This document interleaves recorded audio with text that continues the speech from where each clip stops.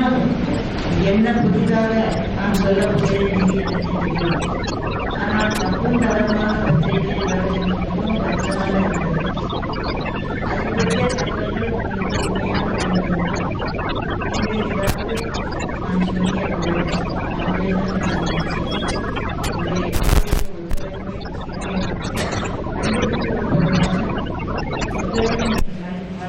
முதலாக நான் ரொம்ப எதிர்பார்ப்போடு உங்களிடம் அன்னையோடு கேட்டுக்கொள்கிறேன்.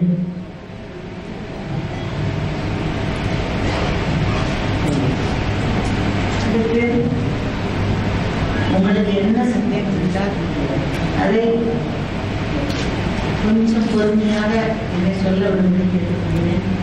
உங்களுடைய சந்தேகங்கள் என்ன?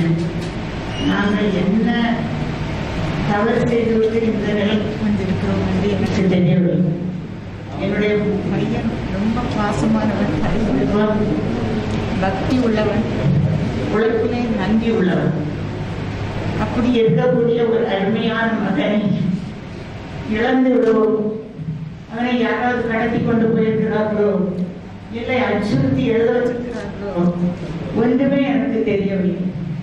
இந்த நிலையிலே ஒவ்வொரு பத்திரிகையும் ஒவ்வொரு மாதிரி வரும்போது அதை என்னை படித்து காட்டுவார்கள். நானும் கஷ்டப்பட்டு படிப்பேன். எனக்கு ஒன்றுமே புரியாது. ஆகவே தயவு செய்து அருமையான சகோதரர்களே, சகோதரி இருந்தால் சகோதரியும் இனிமேல் உங்களுக்கு எந்த முதல் நீங்கள் விளக்கங்களை கேட்டுக்கொண்டு நல்ல ரிப்போர்ட்டை கொடுக்கும்படி மிக மிக தாழ்வுடன் உங்களிடம் கேட்டுக்கொள்கிறேன். யாருக்காவது ஏதாவது சந்தேகம்? உங்க பையன் காணாம போனதுலேருந்து ஒரு லெட்டர் காசி போறாரு.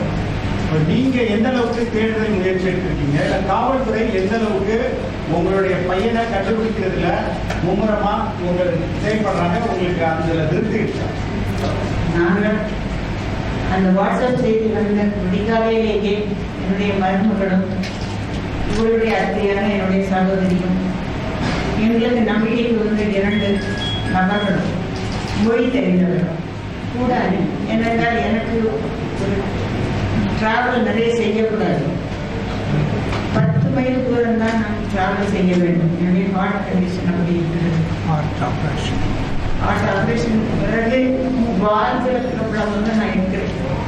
ஆகவே அனுப்பி ஒவ்வொரு இடமாக மருமகள் தேடி ஒவ்வொரு நிமிடம் அவர் கவிழ்த்து அனுப்பின செய்தியெல்லாம் எனக்கு மிகவும் கடினமாக இருந்தது. பார்த்தேன் ஒரு நாள் ஃபுல்லாக அங்கே இருந்து தேடி பார்த்தேன். அடுத்து அவருடைய நண்பர்கள் எல்லாம் சேர்ந்து பார்த்ததாக கேள்வி போலீஸ் அதிகாரிகளுக்கு விருகம்பாக்கம் ஆஃபீஸில் நாங்கள் எஃப்ஐஆர் போட்டிருக்கிறோம்.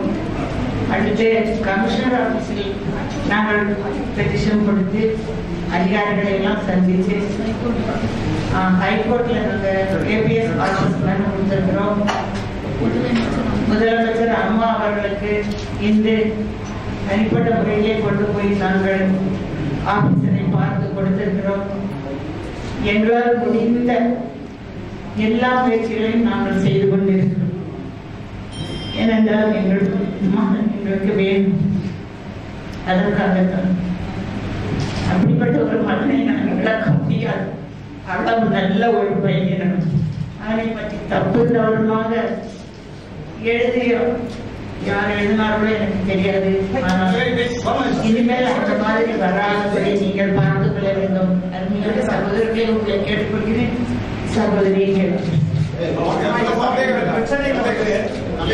நிர்வாகம் வந்து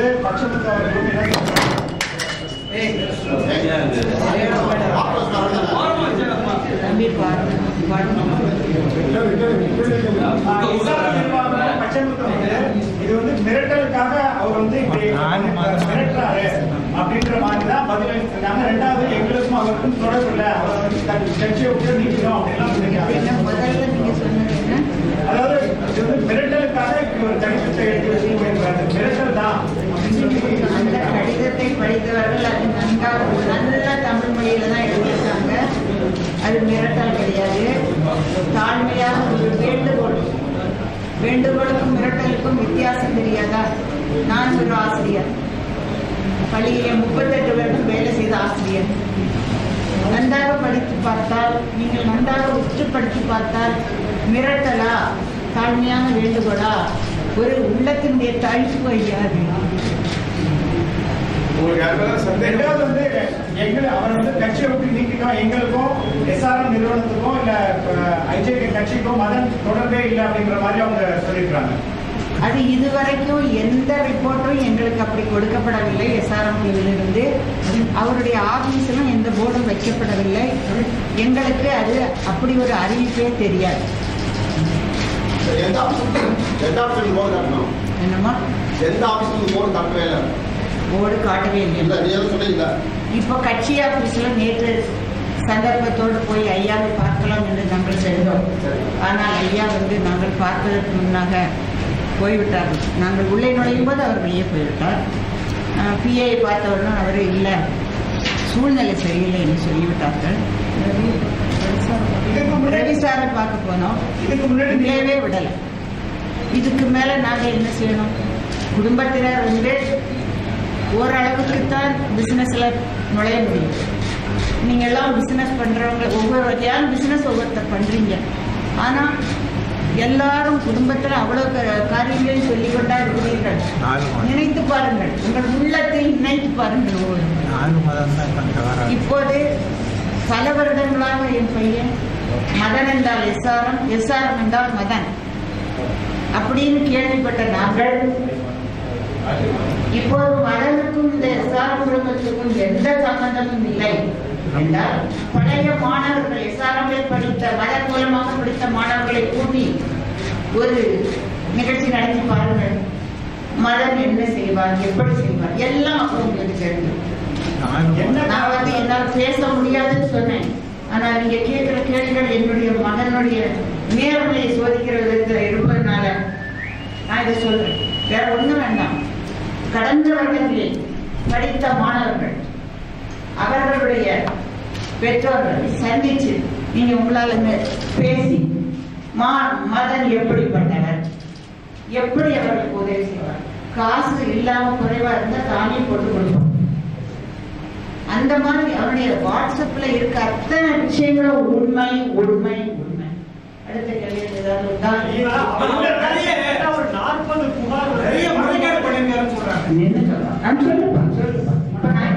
நான் இப்ப சொன்ன விஷயமே அதுக்கு ஒரு ஆன்சர் ஆயிருக்கும். ஆனாலும் நீங்க சொல்லு. இவர் சொல்லு முதல்ல. காலேஜில் சீட்டு வாங்கி தரேன்னு சொல்லிட்டு நிறைய பணத்தை வந்து முறைகேடா கையாளல் பண்ணியிருக்காரு சொல்லி அதை பற்றி. அதாவது இந்த வருடம் தானப்பா வந்திருக்கு, இதுக்கு முந்தின வருடத்துக்கு வந்திருக்கா? நீங்க கேள்விப்பட்டிருக்கீங்களா, எழுதியிருக்கீங்களா? மதனை பற்றி ஏதாவது உங்களுக்கு எழுதப்பட்டிருக்கீங்களா இதுவரை? இல்லை, நிச்சயமாக இல்லை. டெய்லி நான் ஹிந்து தினமலர் தினத்தந்தி படிக்கக்கூடியவர், ஒரு நாள் கூட இல்லை.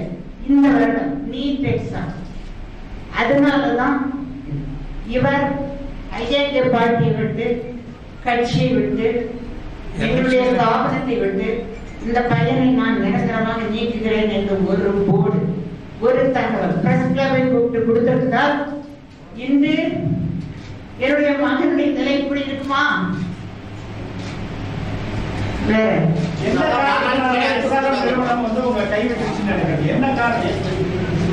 அந்த காரணம் எனக்கு தெரியாது. ஏன்னா நாங்க பிசினஸ்ல ஈடுபடுறது கிடையாது. அது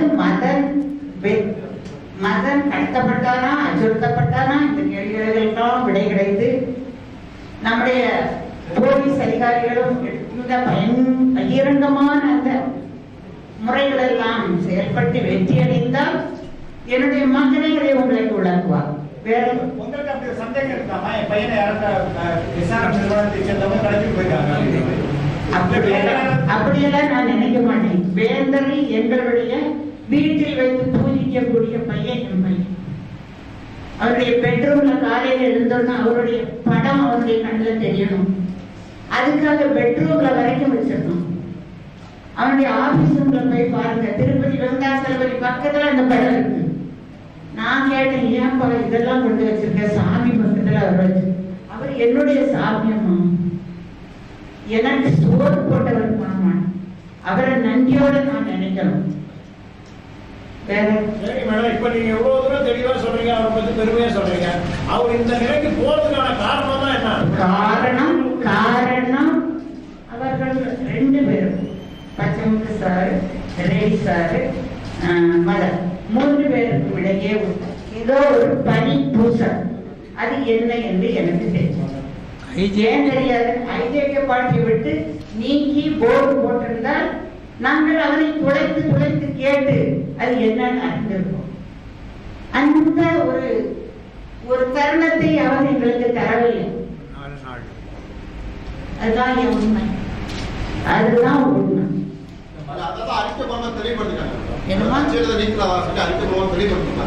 எந்த அறிக்கை மூலமாக 4 நாள் முன்னால அறிக்கை விட்டா பணம் 3 மாசத்துக்கு முன்னாலே கலெக்ஷன் பண்ணி வச்சா தானே எஸ்ஆர்எம் நிறுவனத்துல நிறையும் செய்து. அப்படி இது எப்படி நிறையும் நினைக்கிற தம்பி? சொல்லுமா, சொல்லு, நீ சொல்லு. அந்த அறிக்கைக்கு பிறகு பேரண்ட்ஸ் பணம் கொடுத்தாங்க, பேரண்ட்ஸ் கொட்டி கொடுத்துட்டாங்க இல்லையா? அப்ப அதை வாங்கி எஸ்ஆர்எம்ல ஒப்படைச்சாச்சு இல்ல? அப்புறம் எப்படிமா நீ சொல்லுவ? நல்ல நினைச்சு பாருமா, அவன் மனசுல நல்ல நினைச்சு. 4 நாள் முன்னால அறிவிக்க கூடாது. என்னைக்கு பச்சமுத்து சார் அந்த மதம் வேண்டாம் என்று நினைத்தாரோ அன்றைக்கே அவர் அறிக்கை விட்டுருவார். இந்த பணம் புகார் கொடுத்திருக்காங்கல்ல, இந்த பணத்துக்கெல்லாம் எஸ்ஆர்எம் குடும்பம் தான் பொறுப்பேற்கணும்னு சொல்ல வரீங்களா? மனதுக்கு சம்பந்தம் இல்லைன்ற மாதிரி வருவோம். இந்த வருடத்துல ஏதோ 102 மாணவர்களா அந்த சீட்டுக்கு கொடுக்கப்பட்ட பணம் அந்த வாட்ஸ்அப் கடிதத்துல எஸ்ஆர்எம் குடும்பத்திடமும் எம்ஜிஎம் குடும்பத்திடமும் உள்ளது. ஆகவே பெற்றோர்களே நீங்கள் வருந்தாதீர்கள், அந்த பணத்தை நீங்கள் அங்கு போய் பெற்றுக் கொள்ளுங்கள் என்று என் பையன் கேட்டு வைத்திருக்கிறான். அப்படி என்று அந்த வாட்ஸ்அப் தகவல்கள் எனக்கு அளிக்கின்றன.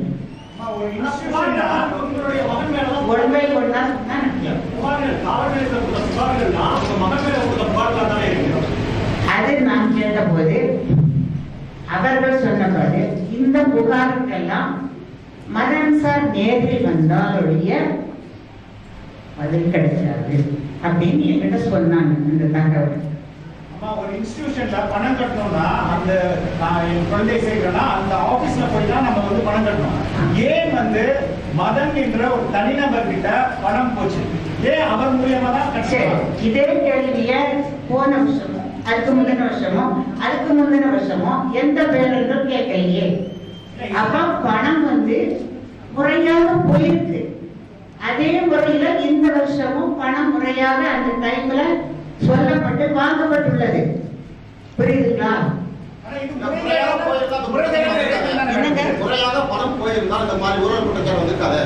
உங்க மாதிரி ஒரு நபர் இல்ல போல நம்ம நிறுவனம் ஒரு 4 வருடங்களுக்கு முன்னால இருந்தா நிச்சயமா அது விளக்கம் வந்திருக்கும். சரியா தம்பி? அதை விட எனக்கு தெரியலமா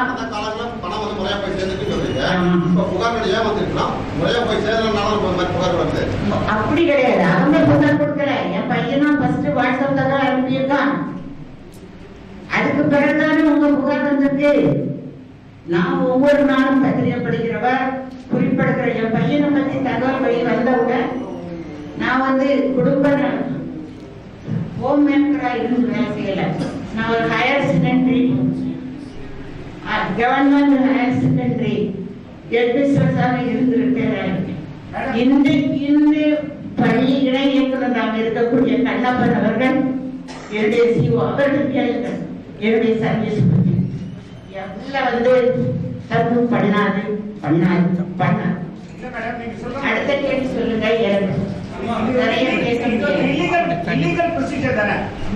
அது 10 வருடமா நடக்கும்போது அல்லது 8 வருடமா நடக்கும்போது அல்லது 7 வருடமா நடக்கும்போது ஏன் உங்களை போன்ற நிறுவனங்கள் கேட்கவில்லை? கேட்டிருந்தால் அது சரி.